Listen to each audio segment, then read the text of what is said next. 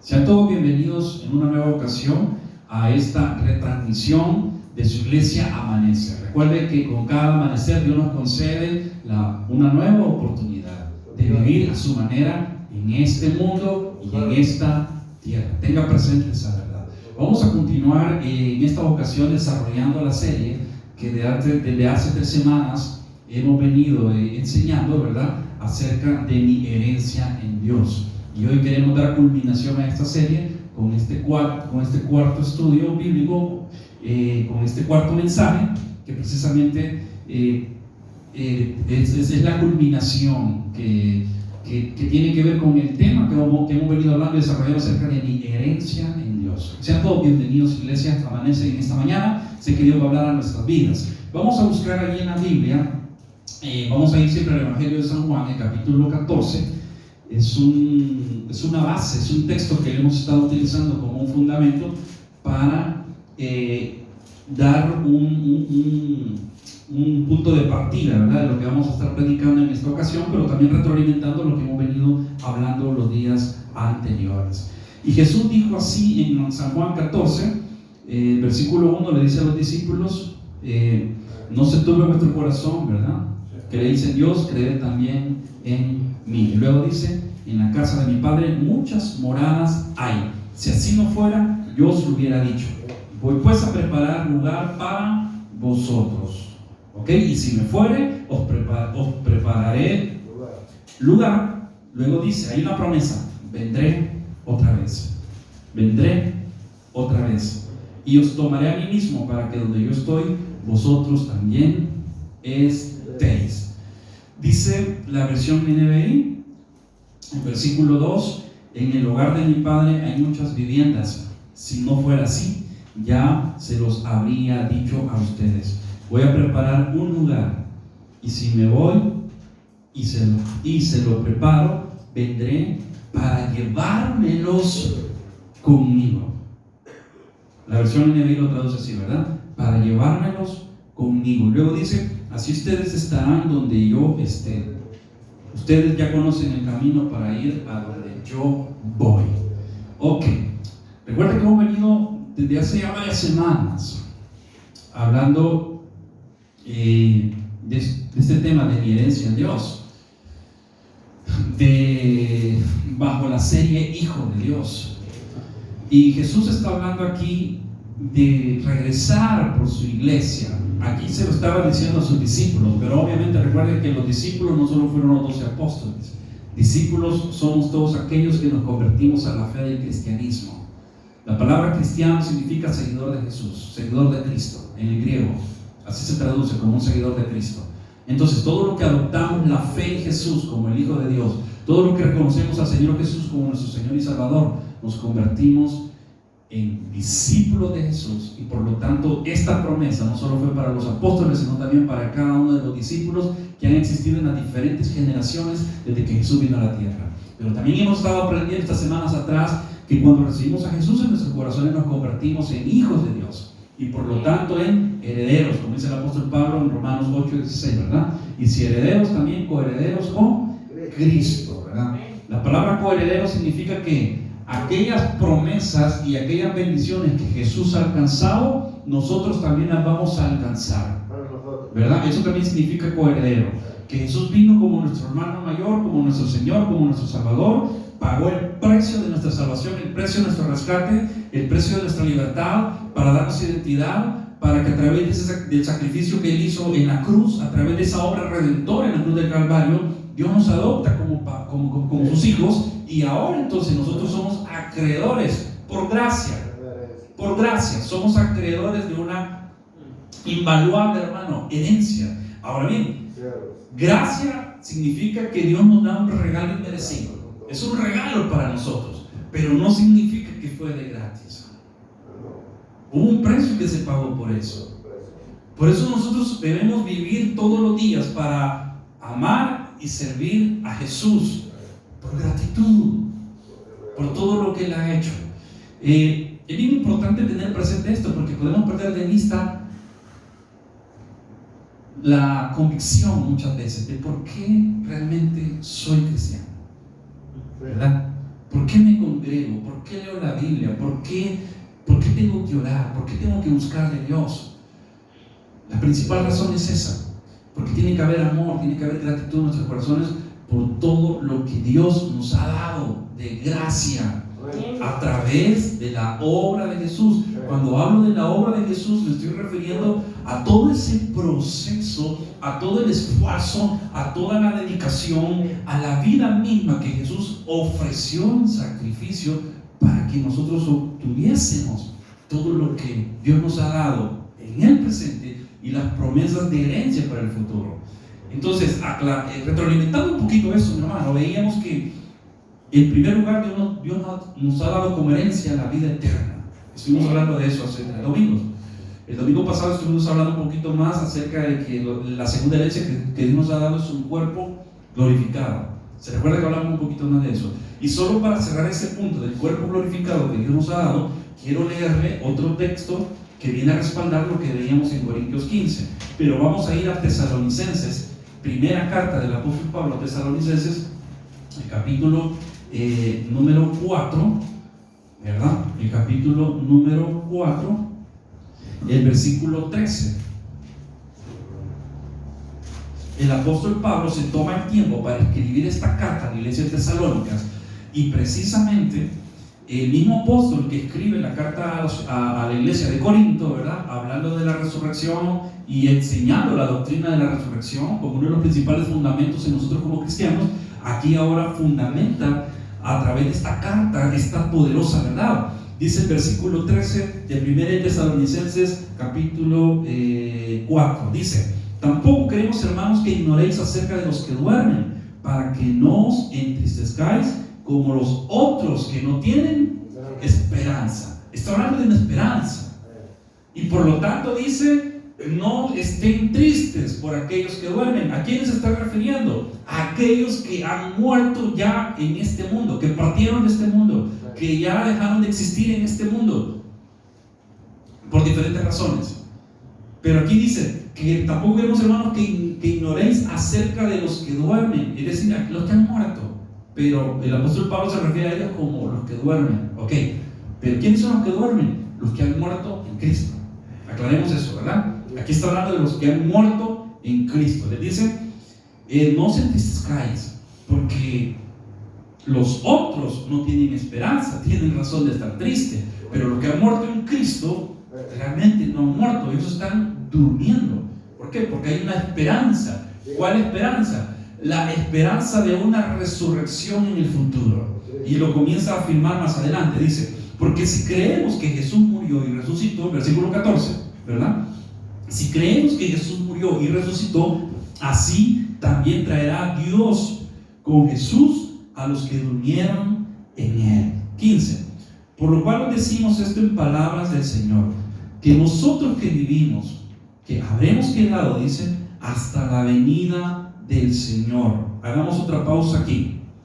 Dice versículo 15: por lo cual decimos esto en palabras del Señor, que nosotros que vivimos, que habremos quedado hasta la venida del Señor. Ok, está hablando aquí también el apóstol Pablo a través de otro versículo, en otra carta o en otro libro de la Biblia. Está hablando de la segunda venida de Cristo, ¿verdad? El apóstol Pablo habla de la esperanza viva. Ya predicamos sobre eso, enseñamos sobre eso. El apóstol Juan está hablando allá de que Jesús dijo, palabra de Jesús, ¿verdad? Vendré y os tomaré a mí mismo. Luego veíamos en Corintios que en la carta de Corintios 15 también el apóstol Pablo habla de la segunda venida de Cristo. Ahora en Tesalonicenses él está hablando nuevamente de esa segunda venida de Cristo por su iglesia. Entonces dice que los que habremos quedado, dice, hasta la venida del Señor, no precederemos a los que durmieron. El versículo 16: porque el Señor mismo, con voz de mando, con voz de arcángel y con trompeta de Dios, dice que descenderá del cielo. ¿De dónde viene Jesús? Del cielo, ¿verdad? Viene del cielo. Y mire qué es lo poderoso. Dice que descenderá del cielo. ¿Y qué dice luego? Los muertos en Cristo resucitarán primero. Hace la aclaración, ¿verdad? Primero los que han muerto resucitan. Entonces, la pregunta que muchos se hacen: ¿qué va a pasar entonces? O mejor dicho, ¿a dónde entonces están las almas de aquellos que han muerto en Cristo hoy en día? ¿A dónde están esas almas? ¿Verdad? Porque ¿están en el cielo? ¿O en qué lugar están? ¿A dónde se encuentran? Porque la Biblia menciona que van a resucitar. Por cuestión de tiempo no voy a mencionar citas bíblicas, sino que lo voy a ir como a resumirle el contenido que la Biblia enseña sobre esto. Y si usted ve el video y quiere profundizar un poquito más, o sea, puede usted escudriñar más detenidamente la palabra del Señor, se va a dar cuenta que la Biblia enseña sobre eso. Pero cuando Jesús mencionó el relato del rico y Lázaro, ¿se recuerda? Y que los dos murieron y que el rico había tenido todos sus bienes aquí en la tierra, pero que Lázaro, sus males, sin embargo los dos murieron, pero uno fue llevado por los ángeles al seno de Abraham, que se conoce como el paraíso. Entonces se considera que el seno de Abraham es un lugar de descanso, y que antes de que Jesús viniera y resucitase, ese lugar se encontraba en el centro de la tierra. ¿Por qué? Porque de alguna manera ahí la Biblia hace referencia a que también en el centro de la tierra se encuentra el infierno. Fíjense que científicamente hay muchos datos que lo comprueban. Recuerden que la Biblia describe el infierno como un lugar de tormento, un lugar donde arde la llama, o sea, hay fuego. Y usted ve los salmos mesiánicos, ve a algunos salmos escritos que hablan de descender al Seol, haciendo referencia en muchos casos precisamente no solo a la sepultura física, sino que también al infierno. Pero también dice la palabra que Dios descendió a las partes más profundas de la tierra, y en otra ocasión Jesús dio una profecía acerca de su muerte, que él dijo que así como Jonás estuvo en el vientre del pez, ¿verdad? 3 días es necesario que también el Hijo del Hombre estuviese, ¿verdad? Por esos 3 días en el seno de la tierra. Entonces está haciendo alusión a que Jesús, cuando murió, sí estuvo en el seno de la tierra. Y en el seno de la tierra, o sea, bíblicamente está comprobado, es donde se encuentra prácticamente el infierno. Pero cuando también habla el relato del rico y Lázaro, vemos que también estaba el seno de Abraham y había una cima que lo dividía. Entonces, cuando Jesús muere, lo que ocurre es esto: luego resucita, se reincorpora en su cuerpo glorificado. El tema no es ese, pero lo quiero aclarar porque es paralelo a lo que estamos hablando. Él prácticamente mueve del seno de Abraham hacia el cielo, ¿verdad? Hacia el cielo. Entonces, lo que va a ocurrir es que cuando dice aquí que se va a tocar la trompeta y los muertos en Cristo resucitarán primero, es decir, que las almas de todos los que han muerto en Cristo están en el paraíso, ¿verdad? En ese lugar de descanso, en el seno de Abraham, que está en el cielo. Hoy en día está en el cielo, pero es un lugar especial de descanso. Entonces ellos van a regresar a recuperar sus cuerpos, porque recuerden lo que estuvimos enseñando el domingo pasado sobre la resurrección, que físicamente nuestro cuerpo se desintegra, ¿verdad? Nuestro cuerpo envejece, nuestro cuerpo sufre esa metamorfosis, ese desgaste. A raíz del pecado entró la maldición de la muerte, y juntamente con la muerte entró a todo aquello que es destructible y perecedero, ¿verdad? Las condiciones de nuestro cuerpo cambiaron. Veíamos en Primera de Pedro que el apóstol Pedro enseñaba de que nuestra esperanza es inconmovible, es inmarcesible, ¿verdad? Significa que no se marchita. Entonces, cuando comenzamos a ver las características y hacemos alusión a eso, nuestro cuerpo, como estaba sujeto a esa maldición de la muerte, entonces definitivamente se termina desintegrando, se termina envejeciendo, se termina caducando, y por lo tanto vamos a terminar muriendo en algún momento. Yo le explicaba que las enfermedades son producto de eso. O sea, un cuerpo glorificado, no hay un virus que pueda afectarlo, ¿verdad? Pero a nosotros nos afectan los virus que existen en este mundo precisamente porque tenemos un cuerpo, como dice Corintios, lo enseñamos, corruptible, ¿verdad? Corruptible significa que se corrompe, se arruina, aquello que es perecedero, que se envejece, que se desgasta. En cambio, el cuerpo incorruptible que promete 1 Corintios es un cuerpo que no va a ser afectado ni por ningún tipo de enfermedad y mucho menos por la muerte. Por eso dice la Biblia que en el cielo no habrá más llanto, ni habrá más lamento, no habrá más dolor, no habrá lágrimas, tampoco la muerte. Entonces Jesús regresa. Eso se conoce como la segunda venida, ¿verdad? El arrebatamiento de la iglesia. Aquí habla precisamente del arrebatamiento. Algunos lo conocen como el rapto. Son palabras que hacen alusión al suceso y la forma como se va a dar, ¿verdad? Un suceso repentino que la gente no se lo espera, así como en los días de Noé, ¿verdad? En el diluvio, la gente se burlaba quizás de Noé. Me imagino que muchas veces se mofaban de Noé diciéndole: loco, ¿y qué estás haciendo? O sea, si nunca ha llovido en la historia de la humanidad, porque recuerde que hasta ese entonces en la tierra nunca había llovido. Por eso para la gente era muy difícil creer que iba a llover. Así como para muchos hoy en día les es difícil creer y pensar de que Jesús va a regresar a la tierra, y cómo es eso que Jesús va a venir, y cómo es eso de que los muertos van a resucitar, y cómo es eso de que la gente que viva y que sean cristianos van a ser transformados y arrebatados en el cielo con Él. Bueno, o sea, puede haber mucho escepticismo al respecto del tema, puede haber mucha incredulidad acerca del tema, pero es la palabra de Dios. Por lo tanto, es la verdad absoluta de Dios, y es lo que somos llamados a creer y abrazar con nuestro corazón y nuestra fe como hijos de Dios. Entonces, el punto es este, mi hermano. Jesús viene, ¿verdad? Y aunque mucha gente quizás sea incrédula, escéptica, no, por eso Jesús se va a detener.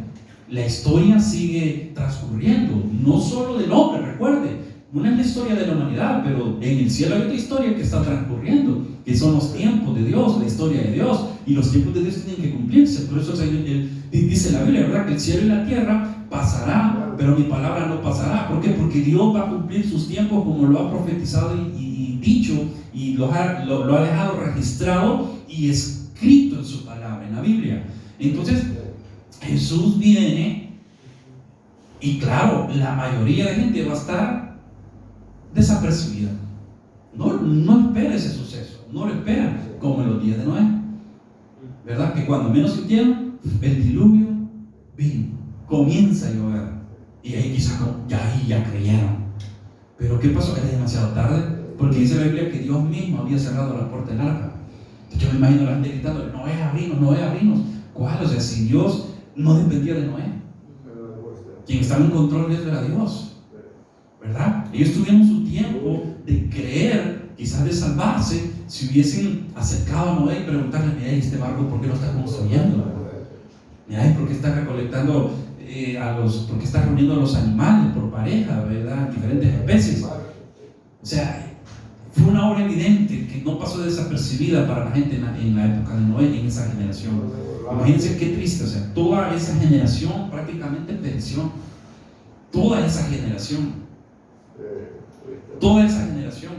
Solo se salvaron Noé y su familia. Entonces, la gente piensa que no, es que hasta que se convierta todo el mundo, entonces Jesús va a venir. La Biblia no dice eso. La Biblia dice que será predicado este evangelio para testimonio a las naciones, hasta lo último de la tierra. Será predicado. Pero una cosa es predicar el evangelio, otra cosa es la respuesta que la gente tenga al evangelio. No toda la gente va a creer, se sabe eso. No toda la gente va a aceptar el evangelio. La palabra evangelio significa buenas nuevas o buenas noticias. Eso significa evangelio. ¿Y cuál es la buena nueva o buena noticia que Jesús venía anunciando? Que el reino de los cielos se había acercado a través de Él. Por eso a Jesús le pusieron Emmanuel, que significa Dios con nosotros. Dios se acerca al hombre a través de Jesús al venir a la tierra. Entonces vemos acá que es un suceso que va a ocurrir. Lo quiera creer la gente o no lo quiera creer, lo quieren aceptar o no lo quieren aceptar, Jesús viene por su iglesia. Jesús viene por su iglesia, y ese acontecimiento está a poco tiempo de que suceda. Las señales que están profetizadas en la Biblia, en su gran mayoría, se han cumplido ya. Se están cumpliendo, se siguen cumpliendo. Jesús viene por su iglesia. Por eso mismo estamos predicando nosotros aquí este mensaje esta mañana. ¿Para qué? Porque el Espíritu Santo viene a percibirnos de esto. Lo que puedan ver este video, no es una casualidad que usted esté viendo este video y escuchando este mensaje en esta ocasión. Dios de alguna manera está alertándole y apercibiéndole a que se prepare, porque Jesús viene pronto.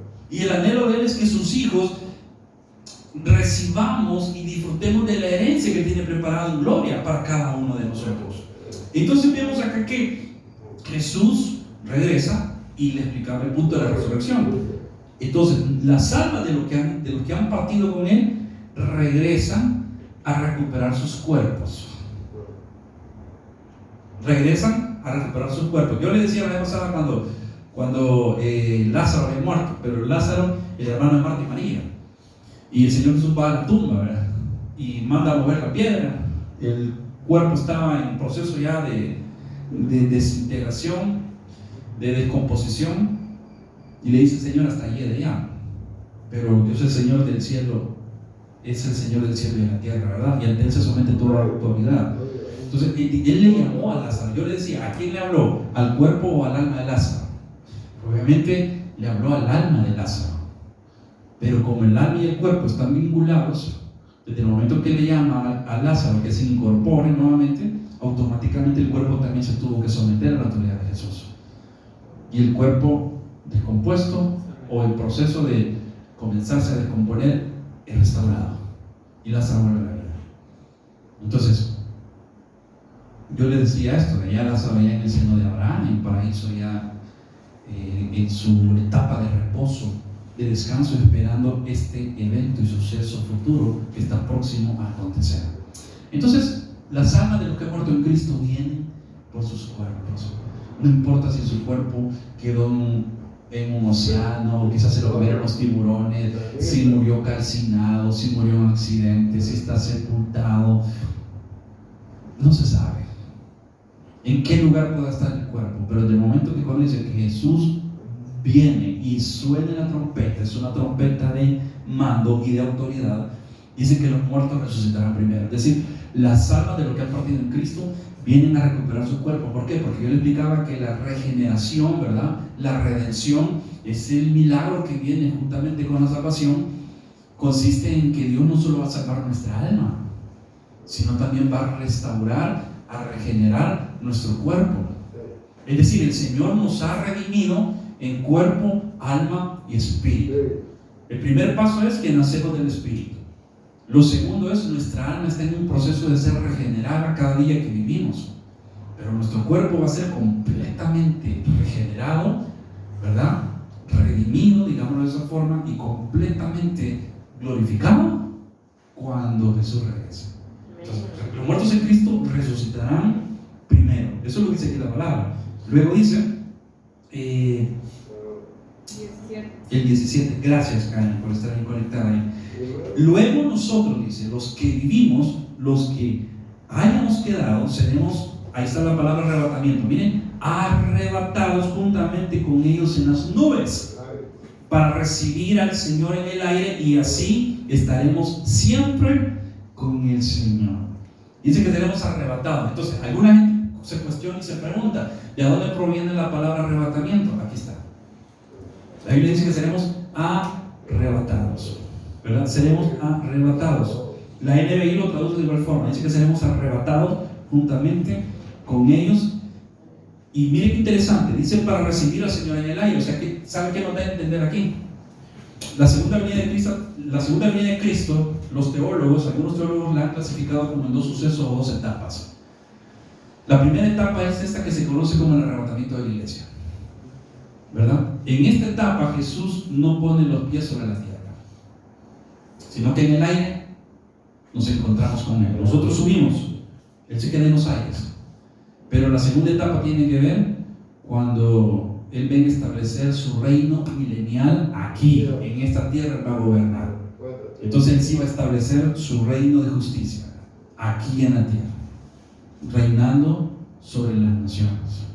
Entonces, son los dos sucesos o dos etapas que componen la segunda venida del Señor Jesucristo, de nuestro Señor Jesucristo.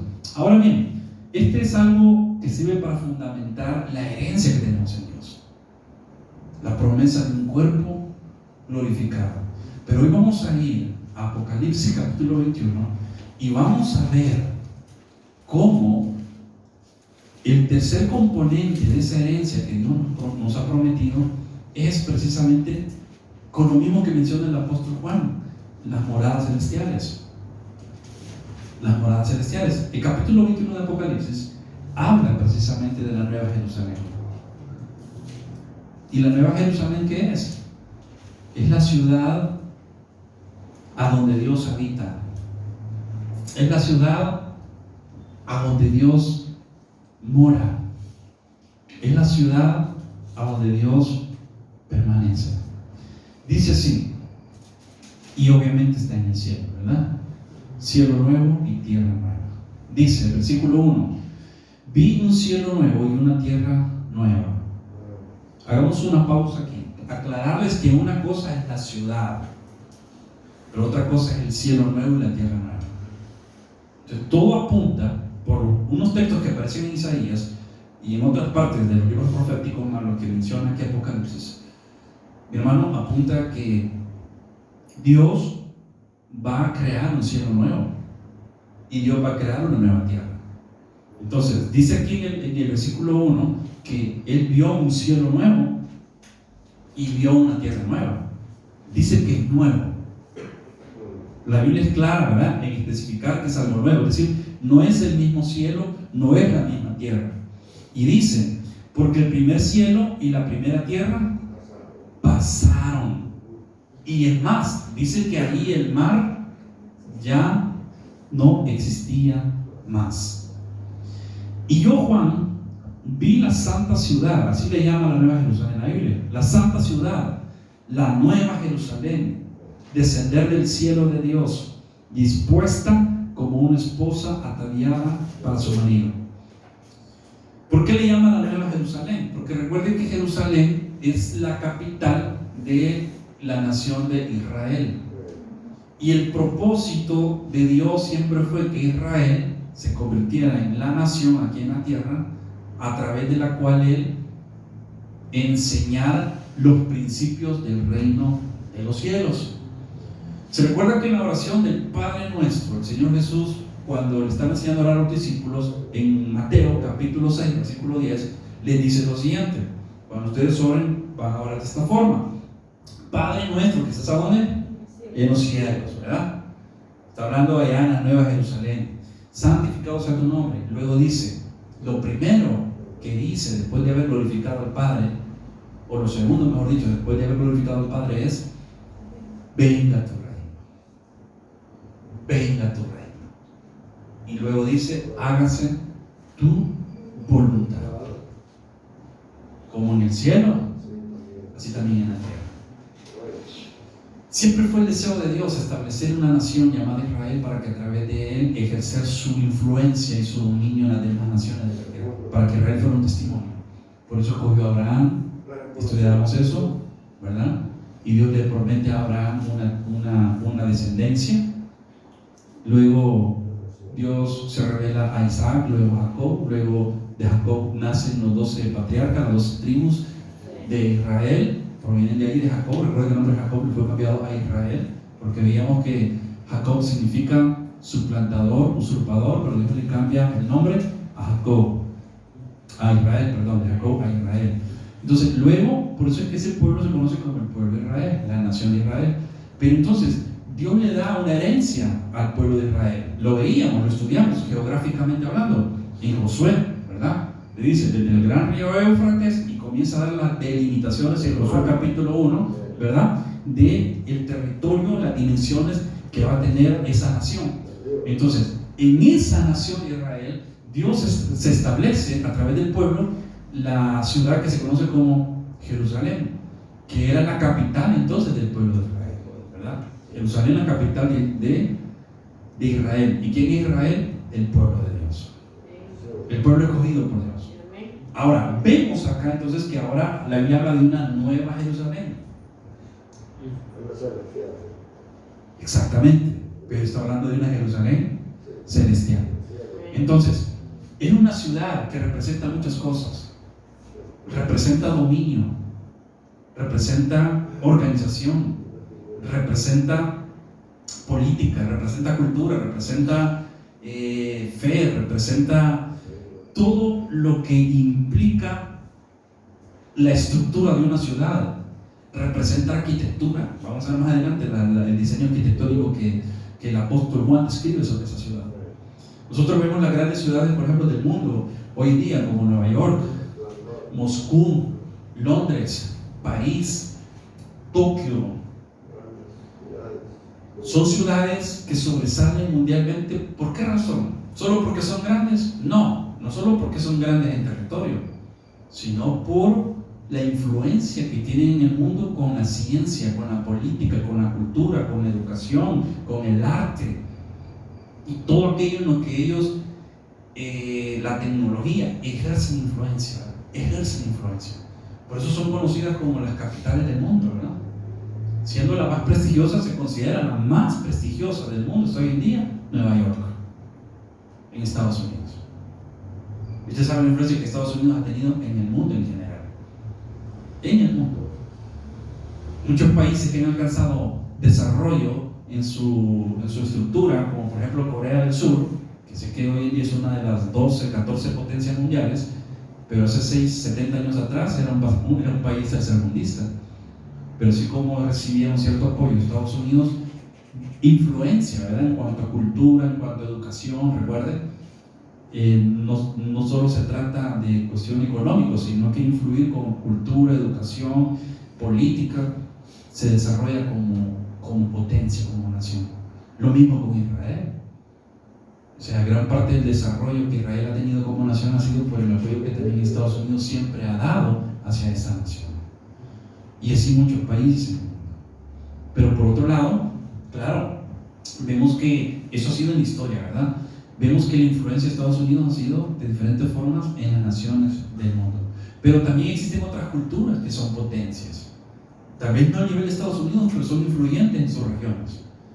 Como por ejemplo Moscú, ¿verdad? Conocida una de las ciudades más influyentes, no solo en Rusia, sino en el área, tanto de Europa, parte de Asia. Entonces podemos ver cómo en Europa, por ejemplo, Londres y París reconocida por la moda. Si quieren hablar de moda, o sea, París es una de las ciudades que es mundialmente conocida como, bueno, la capital de la moda, ¿verdad? La influencia en cuanto a diseños, que de Roma. Entonces vemos cómo culturalmente, educación, política, arte, ciencia, tecnología, las grandes ciudades son reconocidas por eso, por su influencia, por su impacto mundial. La Nueva Jerusalén es la ciudad de Dios. Entonces cuando el Señor Jesús oraba en la oración del Padre Nuestro, diciéndole: Señor, venga tu reino, hágase tu voluntad como en el cielo, así también en la tierra. Lo que Jesús le estaba diciendo era a los discípulos: hay que pedirle a Dios que la influencia de la Nueva Jerusalén se manifieste aquí en la tierra. La influencia cultural, la influencia de valores, de principios, la influencia espiritual, la influencia de política, la influencia de cultura. Nosotros cuando muchas veces pensamos en el cielo, quizás, por lo menos yo era así, desde chiquito escuchaba predicar acerca del cielo, yo me imaginaba que estar en el cielo iba a ser como en las caricaturas lo proyecta Hollywood, ¿verdad? Estar como un angelito con las tus alitas, con la aureola y con una arpita, ¿verdad? En una nube, flotando en el cielo y cantando. Y sí, vamos a adorar a Dios, por supuesto. Pero recuerden que el reino de los cielos, en otras palabras, es un gobierno, es un sistema de gobierno, es una estructura política, social, económica, arquitectónica. Imagínense la influencia arquitectónica de las grandes ciudades que le he mencionado. Vamos a ver la descripción que el apóstol Juan hace sobre la Nueva Jerusalén. Es impresionante el material tan carísimo que es de lo mejor que existe en la tierra. Y el apóstol Juan lo describe comparándolo con estos materiales ha sido creado el cielo, la Nueva Jerusalén, obviamente por el arquitecto del arquitecto, ¿verdad? Que es Dios, ¿verdad? Recuerda que Dios es el Padre de toda ciencia. Dios es el Padre de toda ciencia. Entonces, sigamos viendo acá en Apocalipsis. Dice que yo, Juan, vi la santa ciudad, la Nueva Jerusalén, descender del cielo de Dios, dispuesta como una esposa ataviada por su marido. Y oí una gran voz del cielo que decía: he aquí el tabernáculo de Dios con los hombres. y Él, dice, morará. Amén. Dice que Él, perdón, y Él morará, y Él, ya me perdí en el 2, ¿verdad? 3. Ok. Una árbol del cielo que decía: he aquí el tabernáculo de Dios con los hombres, y Él morará con ellos. Ellos serán su pueblo, y Dios mismo estará con ellos como su Dios. Hagamos acá una aclaración. El deseo de Dios siempre ha sido reinar sobre el pueblo, sobre la tierra, sobre su pueblo. Recuerden que Dios estableció el primer rey de Israel porque fue petición del pueblo. ¿Se recuerda eso en la historia bíblica del pueblo de Israel? El gobierno de Dios al principio era un gobierno teocrático. ¿Y en qué consiste el gobierno teocrático? Es un sistema de gobierno donde no existen monarcas, no existen funcionarios, no existe una asamblea legislativa, ¿verdad? Sino que un poder judicial, ¿verdad? Sino que existe, en este caso, una relación directa entre Dios y los hombres. Y Dios siempre quiso que fuese de esa manera. Por eso, cuando Dios saca al pueblo de Egipto para introducirlo en la tierra de Canaán, le estaba entregando la herencia de esa tierra aquí, en este mundo. Pero Dios habla con Moisés en el monte Sinaí, y Dios le revela y le da a Moisés los mandamientos, fíjense bien, las leyes por las cuales iban a gobernar el pueblo de Israel en el Antiguo Testamento. Usted debe entender y saber que las leyes que Dios le dio al pueblo de Israel no solo son los 10 mandamientos que tradicionalmente conocemos. Las leyes tenían 3 categorías. Había un grupo de leyes que eran morales, otras eran ceremoniales, y las leyes civiles. Los 3 tipos de leyes que gobernaban al pueblo. ¿Y quién se las había inventado?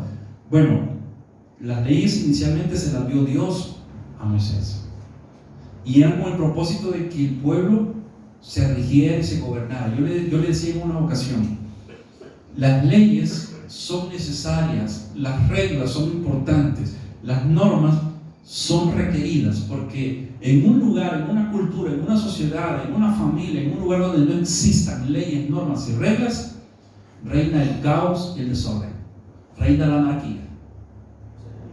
El deseo de Dios siempre ha sido que el pueblo, Él gobernara. Pero entonces, como eso cambió, ¿verdad? Eso cambió. Luego Dios les estableció reyes a petición del mismo pueblo, pero vemos que aquí se retoma esa idea original, porque Dios va a estar con los hombres, va a morar con los hombres, va a tener una relación estrecha, cercana, personal, directa con los hombres, como lo hacía con Adán en el huerto de Edén. Eso es lo primero que vemos aquí, ¿verdad? Que es muy poderoso, y por eso necesitamos tener ese cuerpo glorificado. ¿Qué pasaba con Adán cuando Adán pecó? Cuando Adán pecó en el huerto del Edén, ¿qué hizo Adán? Se escondía. Se escondió. Él ya no se sentía en las condiciones para presentarse puro delante de Dios. El cuerpo glorificado, ¿recuerda? Es gracias a la obra redentora de Jesús en la cruz del Calvario. Y gracias al poder de esa sangre es que nosotros tenemos la gracia inmerecida de la redención también de nuestros cuerpos, que nos va a dar la facultad, la capacidad de poder habitar con Dios. Esa es una de las condiciones que va a existir en la Nueva Jerusalén cuando estemos con Dios.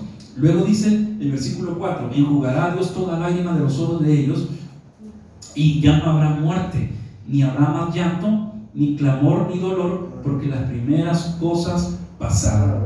Lo hablábamos hace un momento. Un cuerpo glorificado no puede ser afectado por ningún tipo de enfermedad, por ningún tipo de virus, por lo tanto no habrá clamor, mucho menos va a existir la muerte. Es más, la muerte, dice la Biblia, ¿verdad?, que con Satanás van a ser lanzados al lago de fuego, ¿verdad? Van a ser lanzados al lago de fuego. Y hay que aclarar aquí un tema que ha sido muchas veces como de debate. Si usted ve este video, voy a despertar un poquito de polémica, y si quiere comentar algo, coméntenlo hoy. Después lo debatimos así a manera personal si quiere. Solo me contacten en mis redes. Pero el infierno no es lo mismo que el lago de fuego.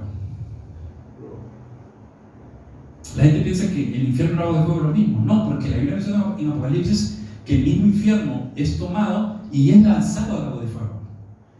O sea que el lago de fuego todavía es un lugar todavía más grande que el infierno.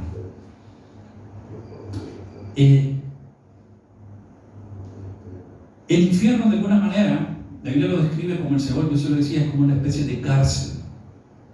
Es una especie de cárcel a donde van aquellos que mueren sin Cristo.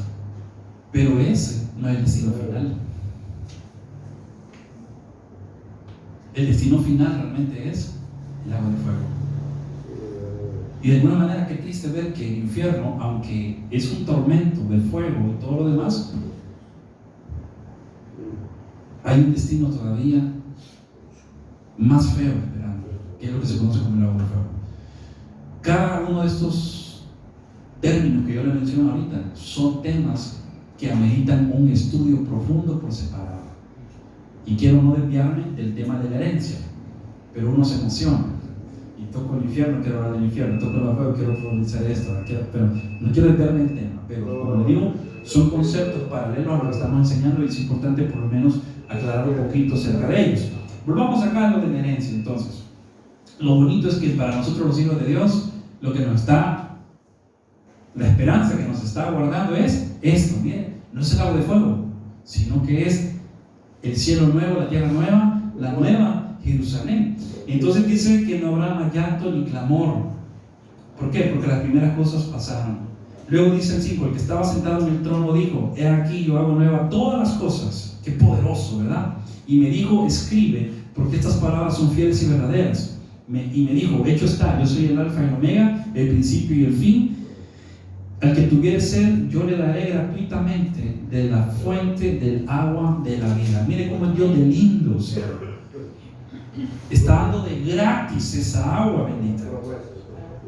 El que venciere, dice, heredará todas las cosas. Note que está hablando de una herencia, pero también hay que vencer para alcanzar esa herencia.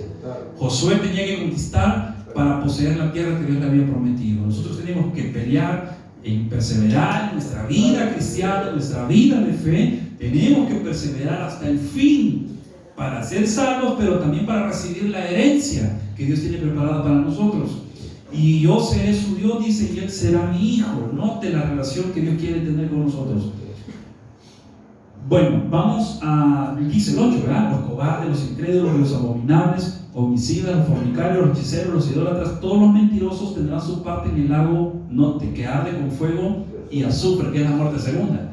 No está hablando del infierno, está hablando del lago de fuego. Qué duro es esto.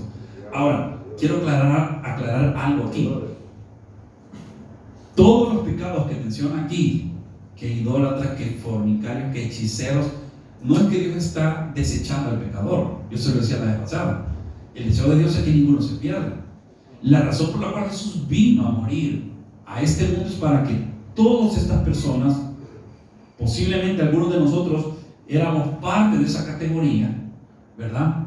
Idólatras, quizás mentirosos, arrogantes, soberbios, qué sé yo. Mire, sin importar en qué pecado participamos, pero cuando recibimos a Jesús en nuestros corazones, nosotros somos expiados por su sacrificio, por su sangre, y dice la Biblia en Romanos 5 que somos justificados por la fe. Entonces nosotros no vamos a ser juzgados como pecadores, porque el precio de nuestro pecado lo pagó Jesús en la cruz. Esa es la diferencia, y eso es lo que tenemos que valorar de la obra de Jesús. Pero ellos me refiero a, no es que nosotros seamos mejores que los demás, no. Lo que, cuando hablo de ellos me refiero a todos aquellos que no valoraron, que no apreciaron, que no quisieron recibir a Jesús en sus corazones. Obviamente rechazaron esa gracia salvadora, rechazaron ese don inmerecido, lo rechazaron. Entonces van a ser juzgados de esa forma por sus pecados. Y aquí está claramente lo que dice la palabra. Van a ser, ¿verdad? ¿Está preparado para ellos? O sea, ¿qué duro es esto? Dice que tendrán su parte, imagínense, en el lago de fuego. Está hablando de una herencia también para ellos. Qué duro. La parte de ellos, ¿cuál es? La parte del pasaje que te corresponde. Allá vas a tener un lugar en el lago del fuego, que arde con fuego y azufre. Qué triste, ¿verdad? Pero qué rico para nosotros como hijos de Dios cuando Jesús le dice a los discípulos: voy a preparar lugar para vosotros. para que donde yo estoy, ustedes también estén conmigo, mi hermano. Qué poderoso. O sea, ve la contraparte, ¿verdad?, de los dos destinos finales, para aquellos que despreciaron la gracia del Salvador de Jesús, y para aquellos que, a pesar de las situaciones, tuvimos en su misericordia, Dios nos dio la oportunidad de abrir los ojos espirituales para poder ver la luz de su verdad, recibir su evangelio de salvación, y de esa manera convertirnos en hijos de Dios, ser parte de la familia de Dios, luego herederos de Dios y coherederos con Cristo. Hermano, qué poderoso es el evangelio.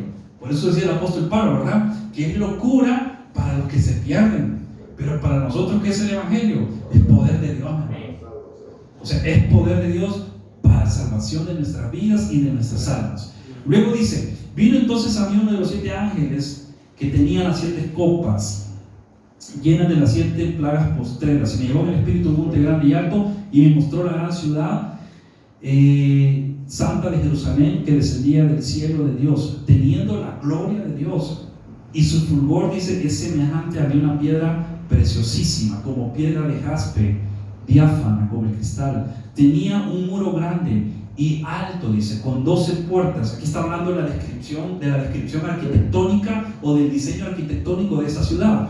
Tenía un muro grande, dice, y alto, con 12 puertas, y en las puertas 12 ángeles, y nombres inscritos, que son los de las 12 tribus de los hijos de Israel. ¿Qué poderoso es esto? Mire, habla de los 12 nombres de las 12 tribus de Israel. Luego dice: al oriente 3 puertas, al norte 3 puertas, al sur 3 puertas, al occidente 3 puertas. Y el muro de la ciudad tenía 12 cimientos, y sobre ellos los 12 nombres de los 12 apóstoles del Cordero. Hagamos una pausa. Aquí está hablando de un diseño arquitectónico, pero también está hablando, imagínense, aparece aquí los nombres de las 12 tribus. Ve cómo el plan de Dios, mi hermano, el plan de Dios siempre ha sido desde el principio. Es decir, Dios no se está inventando las cosas, Dios no va improvisando las cosas en el camino. Dios no se está sacando una tarjeta debajo de la manga y decir: ay, voy a inventar esto porque ya no supe qué hacer. No, hay un plan. Por eso dice Romano, ¿verdad?, que nos conoció, nos predestinó, ¿verdad?, desde antes de la fundación del mundo, para que fuésemos hechos conforme a la imagen de su Hijo. Por eso dice: al que conoció, a este también, ¿verdad?, predestinó. A este que predestinó también justificó. Entonces vemos que hay un proceso, pero hay un plan desde el principio. Hay un plan. Dios a nosotros nos conoce desde antes de nacer. Dios ha conocido el principio y el fin de la historia de la humanidad desde antes de que fuese creado el mismo hombre. Desde antes. Sin embargo, Dios simplemente está permitiendo que la historia se siga desarrollando, que los tiempos que Él ha establecido se sigan cumpliendo. Y a través de eso darle la oportunidad a que todo aquel que camina en tinieblas se arrepienta de su pecado, para que se vuelva a Él, la luz y la verdad. Cuando nosotros vemos en perspectiva todo esto que les estoy explicando, cobra más sentido cuando Jesús dijo, ¿verdad?, yo soy el camino, la verdad, y yo soy la vida. Está hablando de la vida eterna. Yo soy el camino que va al Padre. Él dice: nadie viene al Padre si no es por mí. ¿De qué está hablando? No solo está hablando de una conexión con el Padre, no solo está hablando de una relación íntima y personal con el Padre, no solo está hablando de que nos convertimos en hijos de Dios, sino que también está hablando que nadie va al Padre si no es por mí. Note, yo soy el camino, yo soy el camino. Es decir, hay un camino que nos tiene que llevar a esa herencia celestial. Hay un camino que nos tiene que llevar al cielo, hay un camino que nos tiene que llevar a la nueva Jerusalén, a donde Él nos ha preparado un lugar especial a cada uno de nosotros. ¿Quién es ese camino? Es Él, Jesús. Jesús. Y así de poderoso es esta verdad. Pero luego vemos que Él habla entonces de que la ciudad, en la nueva Jerusalén, hay 12 puertas y hay 12 cimientos, y menciona los nombres de los 12 patriarcas, los cabezas de las 12 tribus de Israel. Nota. Pero también habla de los 12 apóstoles. Imagínense esos hombres pescadores humildes, sencillos, considerados del vulgo para muchos los de sus contemporáneos, letrados, gente intelectual de sus tiempos. Sin embargo, Jesús los agarra, los recluta, los discipula, los forma, los envía con poder, autoridad, y esos hombres revolucionaron el mundo conocido. Hasta el día de hoy, el Evangelio se sigue predicando después de más de 2000 años. Y esos hombres sencillos, humildes, que se convirtieron en esos discípulos fieles de Jesús, sus nombres están inscritos en los cielos. Imagínense qué nivel de honor. La Biblia habla del libro de la vida y que todos nosotros, los que hemos nacido de nuevo, estamos inscritos en ese libro de la vida. Pero ellos no solo están inscritos en el libro de la vida, sino que sus nombres están inscritos en las puertas de la ciudad. Mi hermano, ¡qué honor! Dios es un Dios de honra. Y la Biblia nos dice, hermano, cuando el versículo lo menciona, que Dios honra a aquellos que le honran. Los discípulos dejaron todo por seguir a Jesús. Fueron la primera generación de discípulos que se levantaron, que creyeron en Él, que caminaron con Él, que sufrieron con Él, porque muchos de ellos, ¿saben?, murieron como mártires. Muchos de ellos murieron como mártires, decapitados, aserrados. Pero mire cómo es Dios de bello. El que me honra, yo también honro. Y luego vemos que habla de un número 12. ¿Sabe qué representa el número 12 en la Biblia? Representa gobierno y representa organización. Representa gobierno y representa organización. ¿De qué le está hablando? Que la Nueva Jerusalén, lo que le decía al principio, no solo es una ciudad con una infraestructura arquitectónica bonita, esplendorosa, sino que también es la sede desde a donde Dios gobierna y extiende su influencia al mundo, en todas las naciones de la tierra. ¿Y cómo lo hace? A través de su iglesia. A través de su iglesia. Luego vemos aquí en el versículo, para ir terminando por el tiempo, el versículo 15 dice que el que habla conmigo tenía una caña de medir de oro, dice, para medir la ciudad, sus puertas y su muro. Hay dimensiones. La ciudad se hallaba establecida en cuadro y su longitud es igual a su anchura. Y él midió la ciudad con la caña 12,000 estadios. La longitud, la altura y la anchura de ellas son iguales. Hagamos una pausa aquí. Bueno, 17. Y midió su muro 144 codos, de medida de hombre, la cual es de ángel. Quiero correr con esto. La Biblia habla que tiene una longitud, anchura y altura de ¿cuántos codos menciona ahí? 80. Dice, esa es la medida del muro, ¿verdad? Me quedé en el 19. Luego menciona aquí que la longitud, la altura y la anchura dice que mide 12,000 estadios. Ahora bien, los estadios era una unidad de medida que se ocupaba en esa cultura en la época de Cristo, más o menos, previo a esa, utilizado por los romanos y de alguna manera también por los griegos. Se consideraba que los egipcios también utilizaban la medida de estadios, pero había una diferencia entre los egipcios y los romanos. Esta hace alusión más que todo como a la cultura romana, que era una unidad de medida que utilizaban. Y entonces, prácticamente un estadio era equivalente a 185 metros, poniéndolo en nuestro contexto, ¿verdad? 185 metros.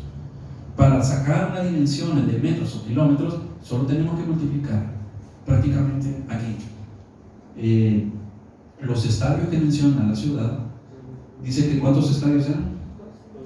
12,000, ¿verdad? 12,000 estadios. Si nosotros nos multiplicamos, fíjense, si eso lo multiplicamos por metros, nos da un monto de no sé cuántos millones de metros. Pero para convertirlo en kilómetros lo dividimos entre 1000, porque sabe que un kilómetro son ¿cuántos? 1000 metros, ¿verdad? En nuestro contexto, unidad de medida, viene dando una cantidad de aproximadamente 2.200 kilómetros. 2.200 kilómetros. Lo hice una conversión así rápida para no entender. 2.200 kilómetros. Entonces, lo que está diciendo la Biblia es que la ciudad tiene, en medida de hombre, aproximadamente 2.200 kilómetros de profundidad, de longitud, de ancho y de altura. Y dicen que su forma es de cuadro. Muchos estudiosos con conocimientos de arquitectura asumen que la ciudad va a tener una forma cúbica. Una forma cúbica. Algo bien fuera de nuestro mundo, ¿verdad? Algo fuera de nuestro mundo. Pero yo le hago una pregunta. Yo le hago una pregunta a usted. ¿La Tierra es plana o redonda? Y en la época de Cristóbal Colón, ¿qué se creía y se pensaba? Se creía que era plana.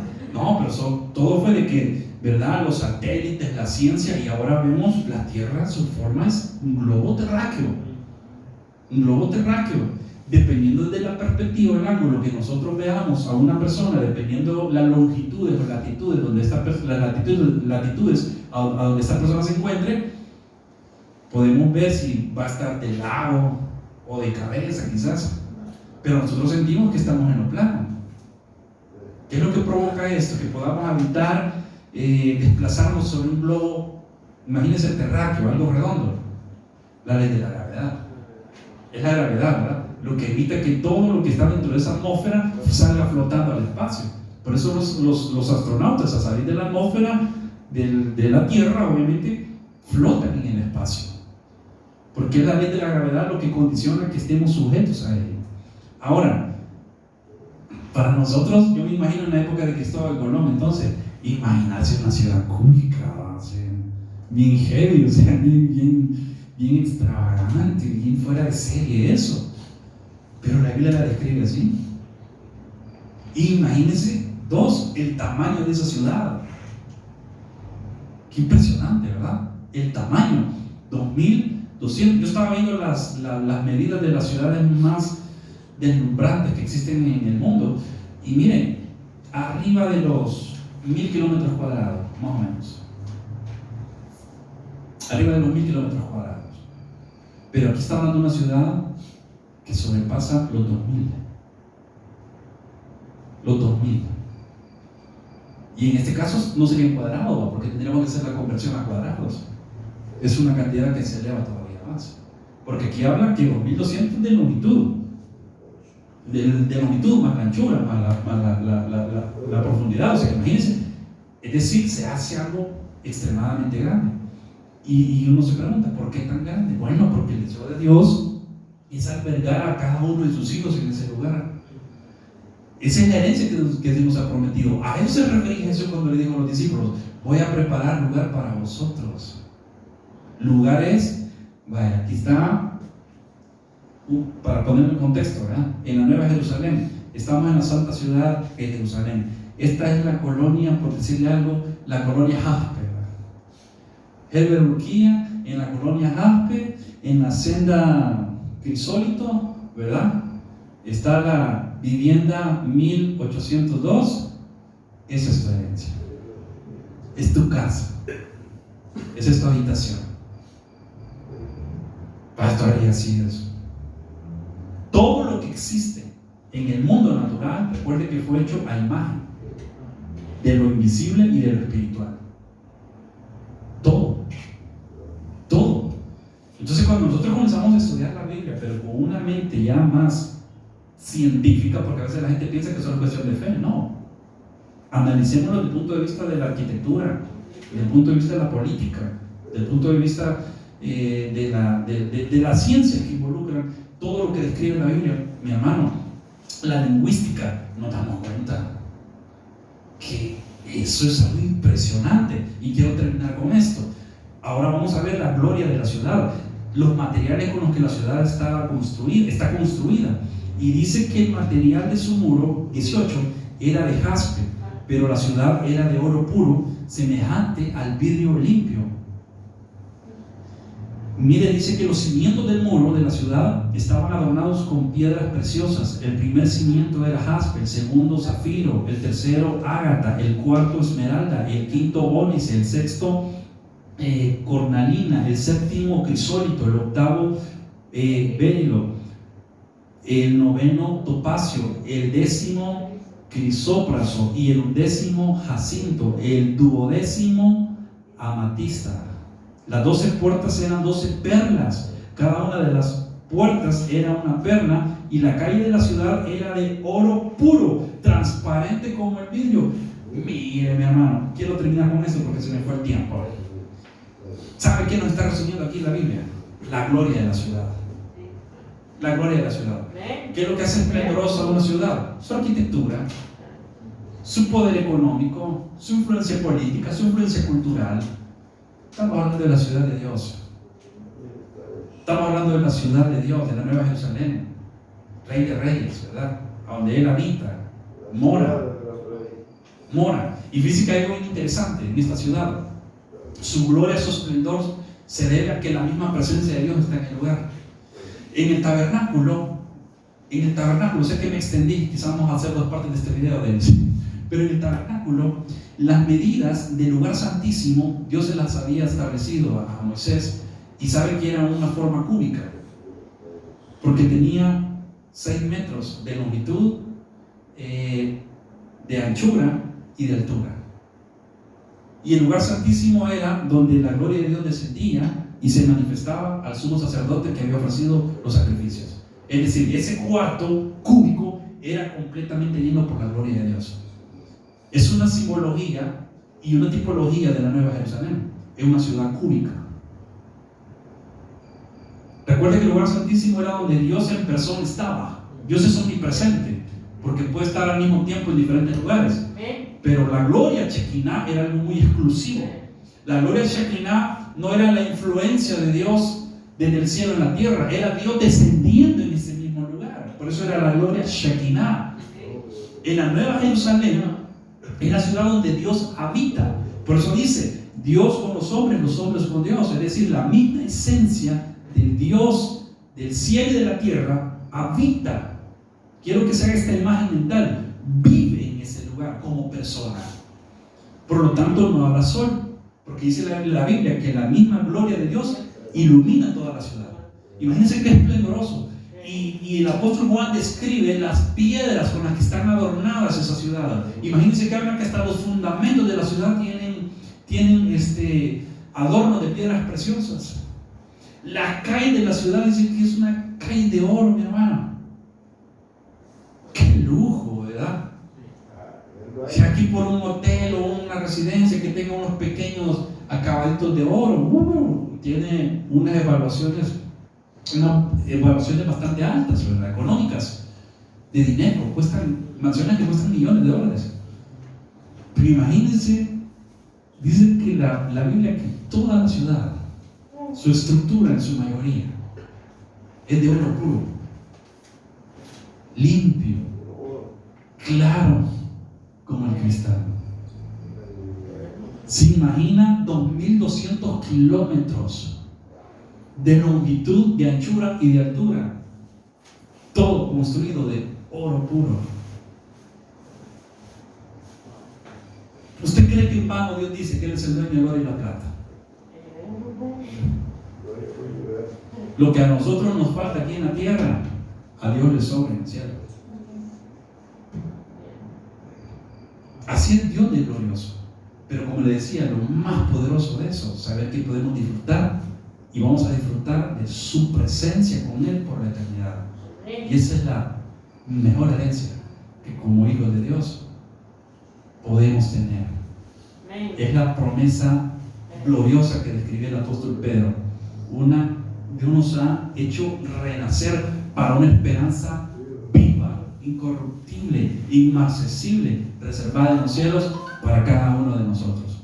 Espero este mensaje haya sido de mucha edificación para usted que nos ha sintonizado, se ha conectado a esta señal de YouTube, a esta red, y que en los próximos videos podamos seguir siendo de bendición y edificación para su vida con los siguientes mensajes. Recibo un fuerte abrazo, muchas bendiciones.